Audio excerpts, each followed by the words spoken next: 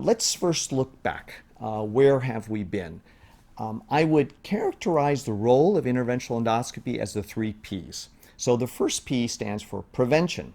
So preventing a precancerous lesion from becoming cancerous.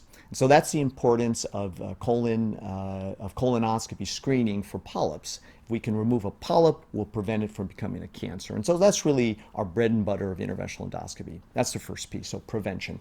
The second P is palliation.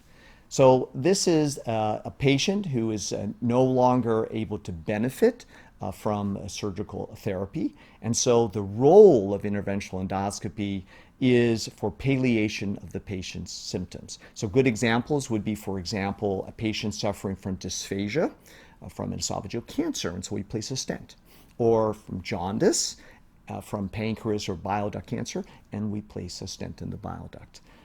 Now the third P is the prohibitive risk patient. So again, this is the patient who is just not a candidate for surgical therapy, either because of comorbidities, for example, or the surgery just may not benefit the patient. And so we are asked to help out with our therapy. So all of these are really complementary to surgery. So they are always in the context of surgery being really the preferred approach, and then our role would be secondary. And I think where things are evolving and changing is that interventional endoscopy is increasingly becoming the preferred approach. So it's really becoming competitive with surgery.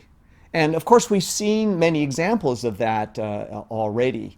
Pseudocyst drainage. That used to be a surgical procedure in terms of, treatment, and now endoscopic drainage is becoming the preferred approach. And obviously, in ERCP, removing a bile duct stone from the bile duct versus common bile duct exploration surgically is the preferred approach. So we have examples of that, but this is growing. Currently, I think we're doing studies to determine whether the POEM procedure for achalasia should that be the preferred approach versus a Heller myotomy. And I think we'll find that that will become the preferred approach. So that's where I see the future, that interventional endoscopy will increasingly become competitive and become the preferred approach to disease.